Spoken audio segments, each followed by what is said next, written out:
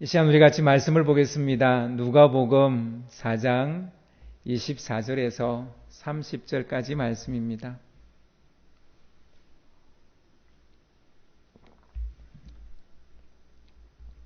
누가복음 4장 24절에서 30절까지 말씀입니다. 제가 봉독하겠습니다. 또 이르시되 내가 진실로 너희에게 이르노니 선지자가 고향에서는 환영을 받는 자가 없으니라. 내가 참으로 너희에게 이르노니 엘리야 시대에 하늘이 3년 6개월간 닫히어 온 땅에 큰 흉년이 들었을 때에 이스라엘에 많은 가부가 있었으되 엘리야가 그중 한 사람에게 또 보내심을 받지 않고 오직 시돈 땅에 있는 사렙다의 한 가부에게 뿐이었으며 또 선지자 엘리사 때에 이스라엘에 많은 나병 환자가 있었으되 그 중에 한 사람도 깨끗함을 얻지 못하고 오직 수리아 사람 나만 뿐이었느니라. 해당에 있는 자들이 이것을 듣고 다 크게 화가 나서 일어나 동네 밖으로 쫓아내어 그 동네가 건설된 산 낭떠러지까지 끌고 가서 밀쳐 떨어뜨리고자 하되 예수께서 그들 가운데로 지나서 가시니라. 아멘. 나사렛 사람들과 어부들이라는 제목으로 같이 말씀을 나누겠습니다. 예수님께서는 강교하고 집요한 마귀의 시험을 마쳤습니다. 그 시험을 극복하셨습니다. 이제 사역을 시작하기만 하면 됩니다. 어디서부터 어떻게 시작할 것인가? 무슨 일이든지 간에 새로운 일을 시작할 때는 항상 고민하게 되는 문제죠. 어디서 무엇을 어떻게 시작할 것인가? 예수님은 갈릴리에 많은 여러 지역이 있겠지만 갈릴리에서 하나님의 나라 운동을 시작하고자 하신 것 같아요. 그래서 갈릴리 지역을 하나님의 나라 운동 본부로 두고자 하신 것 같습니다. 예수님께서 갈릴리로 곧장 가신 것이 그것을 증명하죠. 그 당시 갈릴리의 중심 도시는 가브나움이었습니다. 가브나움은 사역의 교두보로 삼기에 안성맞춤이었던 것이죠. 그렇게 예수님은 판단하신 것 같습니다. 마가복음과 마태복음에 의하면 갈릴리로 향하는 걸음은 혼자가 아니었다라는 것을 알 수 있습니다. 유대로부터 줄곧 예수님을 따라온 제자들이 있었습니다. 어떻게 보면 예수님의 제자라기보다는 세례 요한의 제자죠. 그러나 나중에 예수님의 제자가 될 사람들이죠. 세례 요한의 제자였던 그들이 세례 요한의 지지와 허락을 받고 예수님을 따르게 된 것입니다. 그 중에 한 사람이 안드레인데 시몬 베드로의 형제이죠. 안드레는 예수님과 함께 갈릴리로 가면서 그 길 위에서 이분이 정말 메시아구나라는 확신을 가졌던 게 분명한 것 같습니다. 그렇지 않고서야 가브나움에 도착하자 말자, 자기의 고향인 가브나움에 도착하자 말자 곧장 시몬 베드로에게 달려갔겠습니까? 달려가서 그가 한 말은 내가 메시아를 만났다 이렇게 말하는 거죠. 그러니까 길 위에서 예수님을 만나는 것이죠. 어쩌면 우리도 마찬가지입니다. 우리는 그리스도를, 메시아를 길 위에서 만나죠. 인생의 길 위에서 만나게 되는 것이죠. 안드레는 자기가 메시아를 만났다는 것을 말하는 것으로 마음에 차지 않았는지 자기 형제 시몬을 끌고 반강제로 예수님께로 데리고 갑니다. 시몬은 엉겁결에 정신없이 안드레를 따라갔습니다. 그러다 보니까 아직 마음의 문이 열리지 않았어요. 예수님을 바로 앞에서 보았습니다. 면전에서 예수님을 보았습니다. 그러나 마음에 어떤 감흥도 생기질 않았어요. 안드레가 무엇을 보고 이 사람을 메시아라고 하는지 자기는 아무리 봐도 모르겠는 거예요.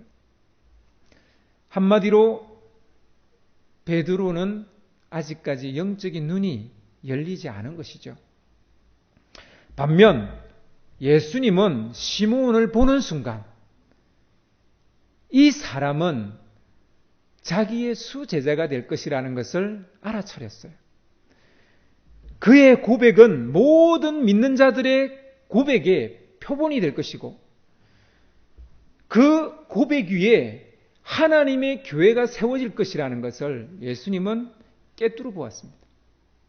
그래서인지 예수님은 시몬에게 새 이름을 주시죠. 아람어로는 게바라고 하고 헬라어로는 그리스어로는 베드로라고 하고 라틴어로는 페트라라고 말합니다. 이 이름의 뜻은 반석입니다.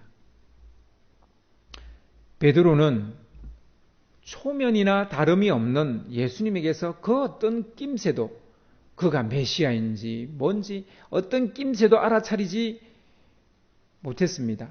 그래서 그는 그냥 어떤 것도 발견하지 못했고 어떤 감정도 어떤 감흥도 생기지 않았기 때문에 그냥 가만히 있는 거죠. 어떤 반응을 할 수가 없었습니다. 예수님은 그런 시몬을 그냥 내버려 두셨어요. 그를 설득하려 하거나 강제로 그를 바꾸려고 하지 않았습니다. 그를 뒤로 하고 예수님은 가브나움 해당으로 가셔서 하나님의 나라에 대해서 해당에서 가르치기 시작했습니다. 많은 사람들이 그의 가르침을 들었습니다. 그런데 그의 가르침을 듣는 그 순간 그들은 그의 가르침에 빠져들기 시작했어요. 듣는 이마다 감탄이 절로 나왔습니다. 그리고 이 일이 있은 이후에 입소문이 무섭잖아요. 입의 이불을 통해서 사람들이 예수가 메시아가 아니냐 이런 이야기들이 퍼져나가기 시작했던 것이죠. 시몬 베드로만 빼면 가브나움에서의 시작은 아주 좋았습니다. 예수님의 데뷔는 성공적이었습니다. 자신감이 생긴 것일까요? 예수님은 가브나움을 떠나 다른 마을로도 사역을 확장하려고 하십니다. 그 첫 번째 장소로 지목한 곳은 자기가 자라고 성장한 나사렛입니다. 그의 고향이니까 이 결정은 하등 이상할 것이 없죠. 저 같아도 저의 고향을 먼저 가보고 싶을 것 같습니다. 예수님은 나사렛으로 가서 해당을 들어가서 먼저 가르치고자 하시는데요. 나사렛 사람들도 이미 예수의 소문을 들었어요. 그러니까 이 나사렛 사람들이 예수가 해당에 들어오자마자 그에게 하나의 성경책을 건네는데요. 그것은 이사야서였습니다. 이사야 두루마리였습니다. 우리는 책을 이렇게 한 장씩 한 장씩 넘기지만 두루마리는 주르륵 이렇게 풀어야 됩니다. 근데 예수님이 이 두루마리를 쫙 푸는데 한도 끝도 없이 푸는 거예요. 계속 푸는 거예요. 그러다가 거의 끝부분 정도 가서 예수님께서 한 구절을 찾아서 읽으셨습니다. 그 구절은 이사야 61장 1절에서 2절 말씀입니다. 이것은 누가복음 4장 18절 19절에 누가가 인용을 하고 있는데요. 읽어보면 이런 내용입니다. 주의 성령이 내게 임하셨으니 이는 가난한 자에게 복음을 전하게 하시려고 내게 기름을 부으시고 나를 보내사 포로된 자에게 자유를, 눈먼 자에게 다시 보게 함을 전파하며 눌린 자를 자유롭게 하고 주의 은혜의 해를 전파하게 하려 하심이라 하였더라. 이 구절은 메시아에 대한 말씀이에요. 예수님이 메시아에 대한 구절을 읽고 두루마리를 다시 뚜룩 말아버렸어요. 그리고 청중들에게, 해당에 모여있는 청중들에게 이 글이 오늘 너희의 귀에 응하였다, 이렇게 말씀하셨어요. 예수님은 이미 자기를 알고 있는 사람들에게 자기를 소개했는데요. 자소서를 썼는데, 자기 소개서를 썼는데, 그 자기 소개서는 이사야의 메시아 예언을 자기 소개서로 썼다는 겁니다. 내가 바로 그 기름 부음 받은 자라는 거예요. 내가 메시아라는 거예요. 이 말에 나사렛 사람들은 모두 놀랐습니다. 우리 동네에서 메시아가 났으니까 경사가 났네?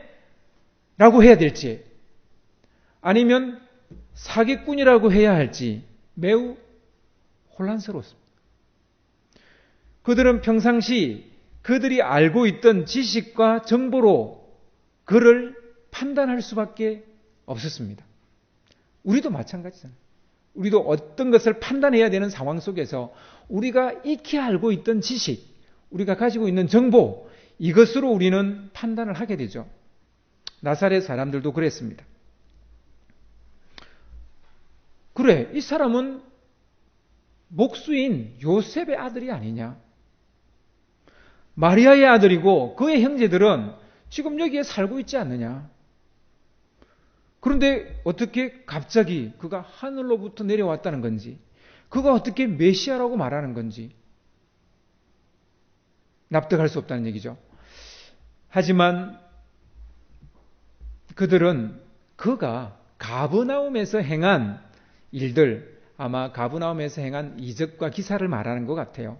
그걸 우리 앞에서도 행한다면 혹 믿을 수 있지 않을까라는 생각을 했습니다. 그래서 그들은 이적을 행해보라고 다그쳤습니다.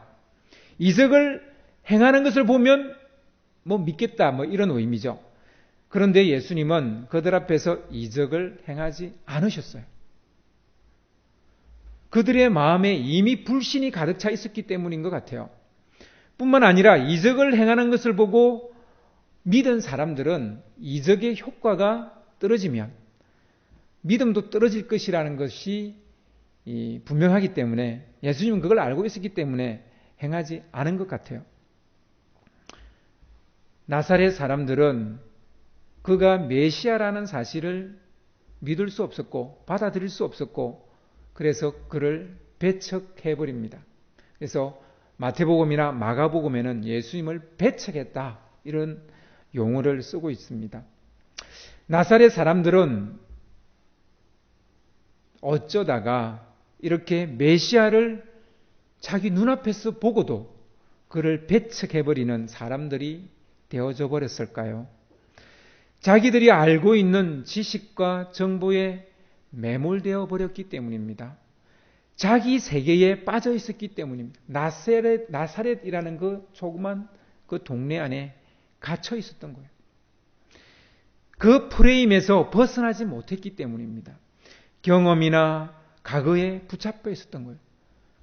예수가 아주 어릴 때부터 자라온 것을 다 지켜봤기 때문에 그런 그의 경험, 그들의 과거가 그들의 눈을 뜨지 못하게 한 것이죠. 우리는 이런 사람을 두고 우물한 개구리라 이렇게 말하죠. 우물 안에서 바라본 하늘이 전부라고 생각하는 것이죠. 자기들이 바라본 예수는 그냥 목수였어요. 요셉과 마리아의 아들이에요. 그것뿐이에요.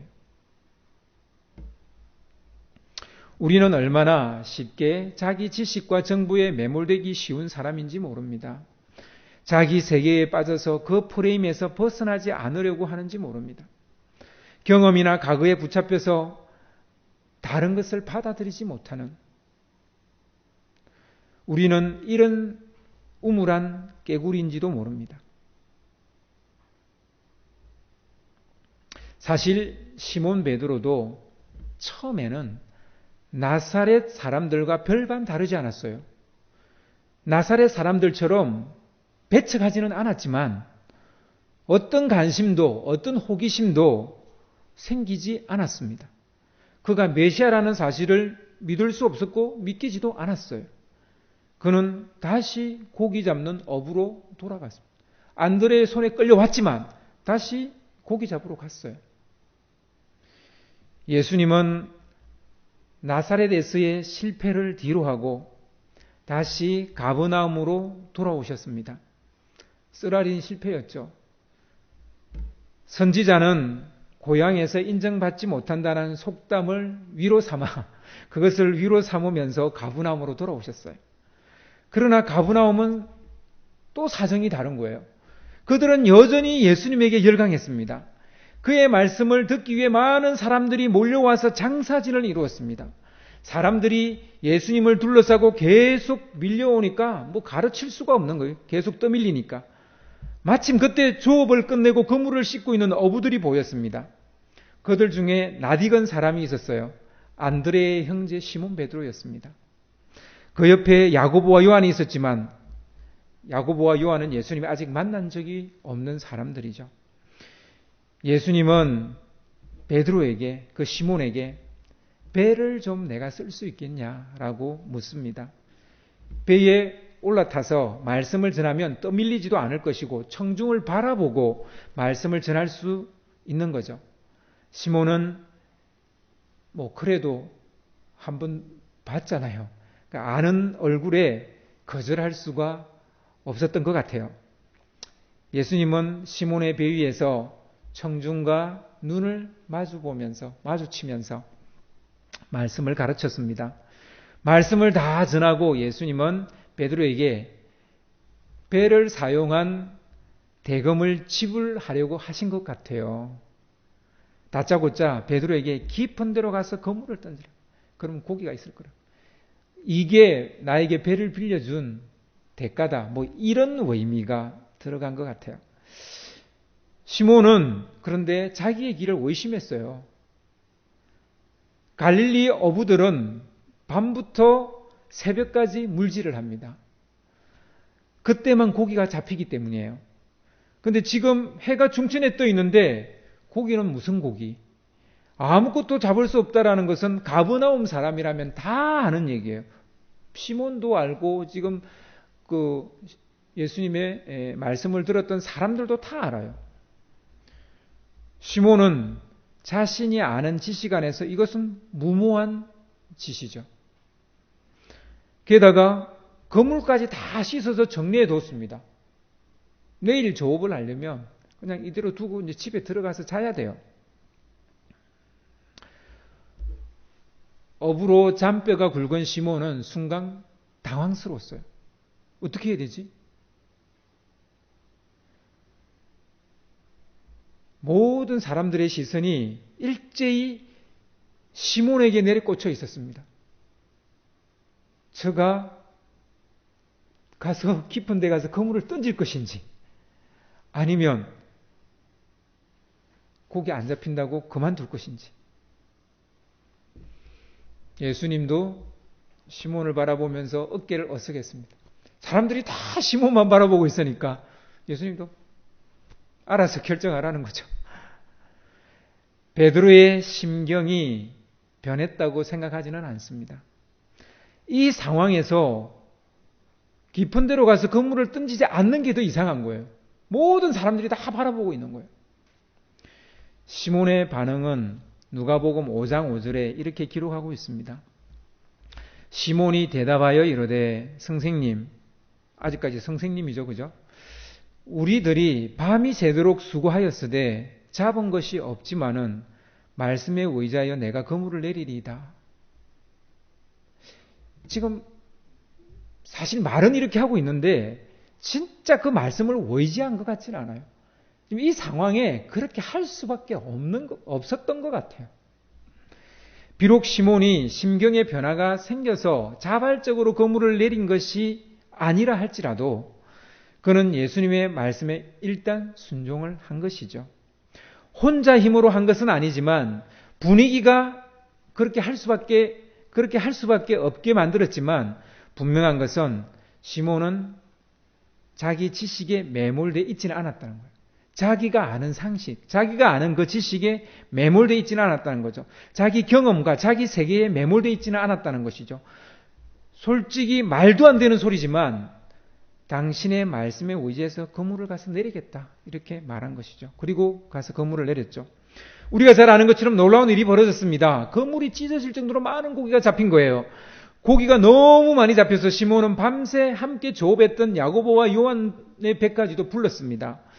그들이 거들지 않는다면 배가 가라앉을 판이에요. 두 배가 베드로의 배와 요한의 배가 이 두 배가 거의 잠길 정도로 고기를 잡았어요.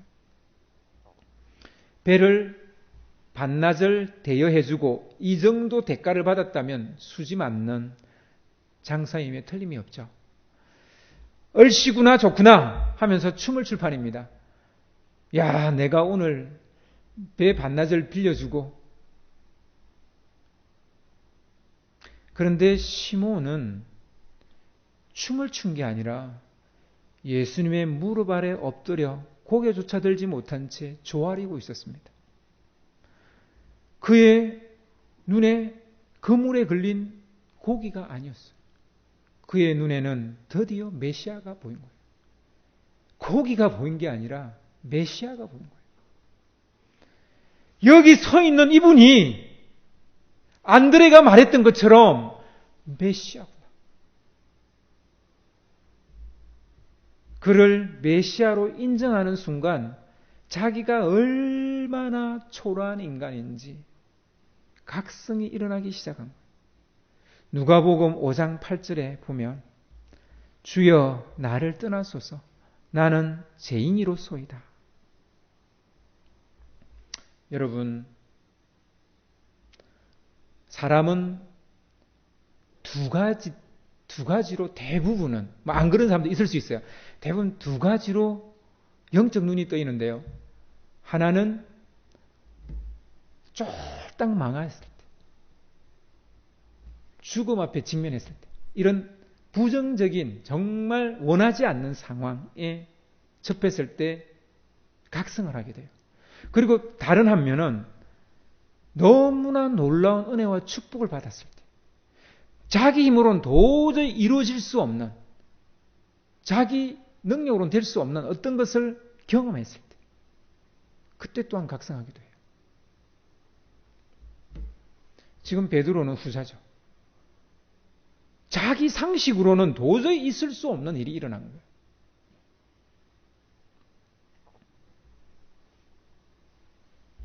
여러분, 하여튼 어떤 이유에서 메시아를 만났든지 간에 이 두 가지는 정확하게 메시아를 만났다 안 만났다 말할 수 있는 건 아니에요. 그냥 전제 조건 같은 거예요. 이런 상황이 되면 깨닫는 사람도 있고 또 안 깨닫는 사람도 있어요. 그런데 확실한 게 있어요. 정말 메시아를 만난 사람들에게는 공통으로 일어나는 딱 한 가지 특징이 있어요. 이거는 좋은 일을 경험했든 나쁜 일을 경험했든 누구에게나 나타나는 공통된 현상이에요. 그건 뭐냐? 내가 죄인입니다. 내가 죄인입니다. 이렇게 고백하는 사람은 반드시 메시아를 만난 겁니다. 그런데 오랫동안 교회도 다녔고 교회에서 직분도 받았고 그런데도 내가 죄인이라는 게 느껴지지 않는다면, 그게 정말 내 속에서 각성되지 않는다면 그는 아직 메시아를 만난 게 아니에요. 그는 아직 그리스도를 만난 게 아니에요. 시몬이 예수님을 온전히 만날 수 있었던 것은 자기 세계를 박차고 나왔기 때문입니다. 자기의 지식이나 프레임에서 빠져나올 수 있었기 때문입니다. 자기 경험과 각으로부터 빠져나왔기 때문입니다. 엘리야 시대에 3년 6개월간 비가 오지 않았습니다. 온 땅에 큰 흉년이 들었어요. 그때 시돈 땅에 사렙다 가부라는 한 여인과 아들이 살고 있었는데요. 근데 이 사렙다 가부는 자신의 지식을 깨고 나와서 엘리야의 말에 순종했던 한 사람입니다. 엘리야는 마지막 남은 밀가루 한 움큼, 기름 한 방울로 떡을 구워서 먹고 죽기를 기다리는 사렙다 가부와 그 아들에게 구운 떡을 나에게 달라 이렇게 말합니다. 벼룩의 간을 빼먹지. 어떻게 이걸 달라 합니까? 그런데 그걸 달라 하는 거예요. 그러면서 엘리야는 그 떡을 나에게 주면 하나님이 너의 먹을 것과 너의 필요한 것을 채울 것이라는 거예요. 여러분, 하늘이 구멍이 난들 이런 일이 일어날 수 있겠습니까? 3년 6개월 동안 비가 안 왔는데요. 농경사회에서 3년 6개월 동안 비가 안 왔는데 이런 일이 일어날 수 있겠습니까? 그러나 이 사렙다 가부는 자신의 상식으로는 이해가 안 되는 일이지만 자기 상식에 사로잡혀 있지 않았어요. 자기 지식에 사로잡혀 있지 않았어요. 엘리야가 요구한 대로 떡을 구워서 엘리야에게 주었습니다. 그는 이스라엘 사람이 아니에요. 시돈 사람이에요. 이방인이에요. 그럼에도 불구하고 엘리야의 말대로 자기의 지식을 뛰어넘어서 떡을 구워서 주었습니다. 그랬더니 흉년이 끝날 때까지 먹고 남을 밀가루가 채워지는 기적이 일어났고 기름병이 마르지 않는 놀라운 이적이 일어난 것이죠. 엘리사 시대에도 이와 비슷한 일이 일어났어요. 아람 왕의 군대 장관인 나만이라는 사람이 있었어요. 그는 문둥병에 걸려 있었는데 이스라엘에서 포로로 잡혀온 한 시녀가 있었는데 그 시녀가 자기 주인에게 이스라엘에 가면 엘리사라는 선지자가 있는데 그를 찾아가면 나을 수 있을 겁니다 라고 말해준 거예요. 나아만은 자기가 전쟁에 가서 포로로 끌려온 시녀의 말을 들은 것도 대단하죠.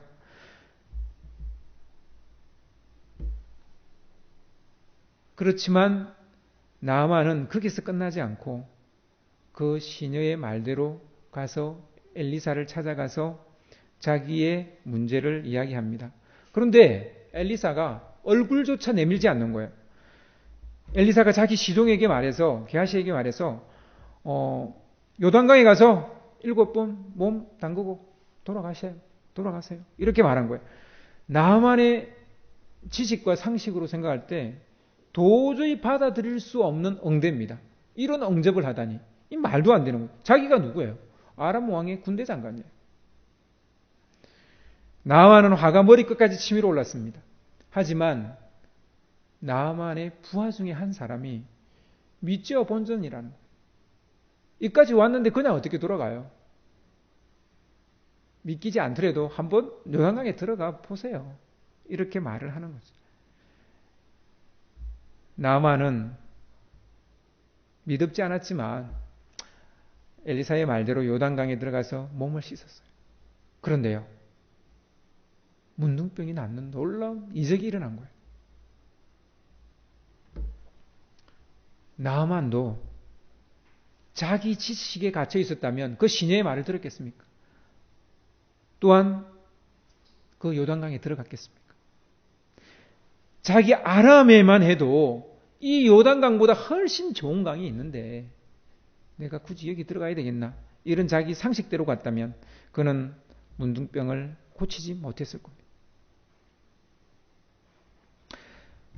자기 지식에 갇혀 있는 사람들은 절대로 붙잡을 수 없는 은혜, 복인 거죠. 우리는 끝까지 자기 지식과 세계에 벗어나지 못한 나사렛 사람들일까요? 아니면 자기의 껍질을 깨고 나오는 갈릴리 어부들일까요? 사렙다 가부일까요? 나아만 장군일까요? 축적된 지식과 경험은 매우 좋은 자산입니다. 과거는 미래의 창입니다. 과거가 중요하지 않다는 얘기도 아니고 내가 지금까지 쌓은 지식과 경험이 중요하지 않다는 얘기가 아니에요. 그거 안에 갇혀서는 안 된다. 그것이 우리의 나아가는 길에 걸림돌이 되지 않게 해야 된다는 사실이 중요합니다. 이번에 코로나 사태로 인해서 이단인 신천지가 만천하에 드러났습니다. 그들은 시한부 종말론에 매몰되어 있는 사람들이라는 것을 모든 국민들이 알게 됐어요. 그러면서 우리는 이 사건을 그냥 이단 중에 하나를 내가 알게 됐구나가 아니라 사람은 누구나 어떤 교리나 도그마에 쉽게 매몰될 수 있다라는 것을 우리가 인정을 해야 됩니다. 어떤 종교, 어떤 신앙심, 이데올로기, 사상 다 쉽게 우리를 매몰시킬 수 있는 것들입니다. 특히 요즘은 이 스마트폰 우리를 매몰시킬 수 있는 주범 중에 주범이죠. 구글 같은 인터넷 플랫폼들은 우리의 모든 정보를 가지고 알고리즘으로 우리가 빠져드는 그것에 더 빠져들도록 만드는 그런 역할을 하고 있습니다. 정신 차리지 않으면 우리는 어느 순간 그 무엇에 매몰되어져서 우리가 좋은 결정을 하지 못하게 되고 정말 붙잡아야 될 것을 붙잡지 못하게 되고 놓쳐버리게 된다는 것입니다.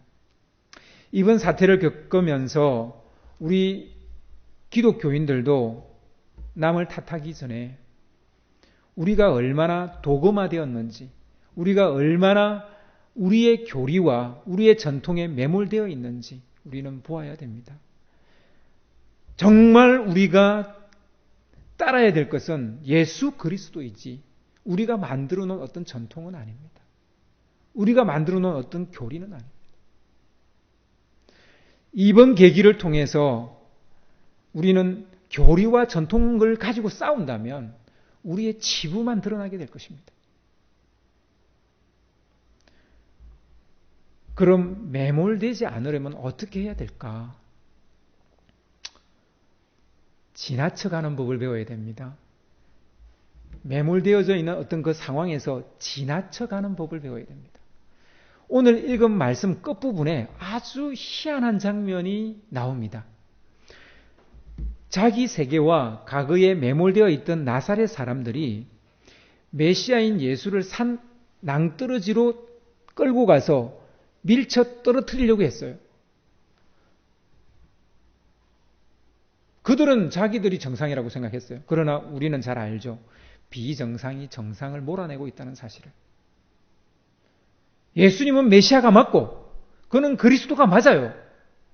근데 그들은 자기들이 30년 동안 보아왔던 그 예수라는 그 어떤 자기의 경험, 자기의 지식 때문에 그들은 진짜 메시아를 죽이려고 하고 있어요. 이 사건은 나중에 예수님을 십자가에 못 박는 장면과 오버랩이 되는 장면입니다. 일종의 암시와 같은 그런 말씀이에요. 이후에 예수님이 3년 후가 되겠죠. 3년 후에 빌라도의 뜰에서 많은 사람들에 의해서 이렇게 매도될 것입니다. 비정상이 정상을 십자가에 못 박는 일이 일어날 것입니다. 그러나 예수님은 그들 사이를 빠져나와서 당신의 길을 가십니다. 저는 이게 잘 정확하게 이해는 안 돼요. 분명히 막 떨쳐 밀려고 했는데 어떤 힘이 발휘되어졌는지 그 안에 어떤 역사가 일어났는지는 잘 모르겠어요. 근데 분명한 것은 예수님이 그들 사이로. 영화 같은 데 보면 모든 사람들 탁 멈춰있고 한 사람만 움직이는 이런 그 어벤져스에 보면 그런 거 나와요. 그런 상황 같기도 하고 저는 잘 모르겠어요. 그러나 분명한 것은 예수님이 그 상황 속에서 빠져나왔다는 거예요.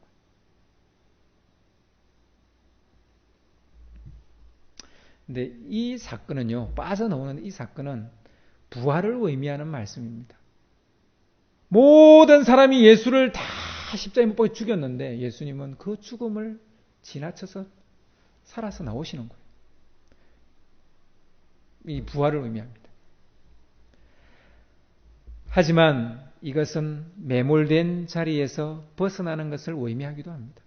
우리가 어떤 것에 우리의 어떤 과거, 우리의 과거의 경험, 어떤 받은 상처, 어떤 아픔 이런 것에 우리가 매몰되어 있다가 거기에서 빠져나오는 것을 의미합니다. 매몰된 자리에서 벗어나기 위해서 우리가 해야 되는 것은 두 가지인데요. 하나는 리셋하는 겁니다. 우리를 다시 처음으로 초기화하는 거예요. 처음의 자리로 돌아가고 첫사랑을 회복하고 처음 먹었던 마음을 다시 찾는 거. 이게 리셋이거든요. 우리를 리셋하거나 리뉴얼하거나 리바이벌 해야 돼요. 이것만이 어떤 매몰된 자리에서 우리를 빼올 수 있습니다. 그리고 다른 하나는 두 가지가 있는데, 하나는 리셋이라면 다른 하나는 와이드 싱킹이에요. 좀 더 넓게 생각하는 법을 배워야 됩니다. 우리 기독교인들은 스스로 우리 기독교라는 이 울타리 안에 갇히기가 너무 쉬워요. 그래서 좀 더 넓게 세상을 바라봐야 돼요. 저는 목사이니까 성경만 읽겠지 여러분 생각하시면 오산이에요. 저는 불경도 보고 불교에서 나온 책도 다 읽어요. 이슬람 책도 읽고 유교책, 우리가 고전이라고 말하는 동양 고전들 다 읽어봅니다. 와이드 싱킹을 해야 돼요. 그것을 읽고 우리가 기독교를 떠날 가능성보다 읽지 않아서 우리가 무엇인가에 매몰될 가능성이 훨씬 더 높아요. 남의 말에 귀를 기울여야 돼요. 항상 나보다 남을 낫게 해야 돼요. 제가 참 감사한 것은 이제 우리가 온라인 예배를 드리기 때문에 이렇게 이제 우리 성도님들에게 이렇게 이야기를 하면 그러셔요. 좀 더 내가 보지 못했던, 내가 생각하지 못했던 부분들을 말씀해 주세요. 참 감사한 일이죠. 여러분, 제일 잘 매몰되기 쉬운, 교회 안에 매몰되기 쉬운 사람은 목사예요. 그 다음은 장로예요. 근데 저희 교회 장로님께 전화 드렸더니 그러시더라고요. 목사님 생각은요? 그러더라고요. 또 저 생각을 또 먼저 물어보시더라고요. 당신 얘기를 먼저 안 하시고. 그것도 또 감사하고. 여러분, 항상 남의 말에 귀를 기울여야 돼요. 폭넓게 성경을 읽어야 돼요. 내가 좋아하는 성경만 읽어서는 안 돼요. 폭넓은 독서를 해야 돼요. 이렇게 함으로써 와이드 싱킹 함으로써 우리가 이런 매몰되는 것에서 벗어나야 됩니다. 그리고 항상 우리를 초기화해야 돼요. 우리는 금방 무엇인가에 매몰되기 쉬워요. 그렇지 않으면 우리는 정말 중요한 것을 놓치게 되는데, 그 중요한 것이 무엇이냐? 내가 죄인이라는 것과 예수가 그리스도라는 거예요. 이걸 놓치고 다른 무언가에 매몰된다는 거예요. 여러분, 참 쉽지 않은 시간들을 보내면서 우리가 꼭 붙잡아야 될 것이 있다면 바로 이것이 아닌가. 나사렛 사람들입니까? 갈릴리 어부들입니까? 여러분은 어디에 속한 사람이 되어야 되겠습니까? 그것을 생각해 보시는 여러분 되시기를 주님의 이름으로 축원합니다.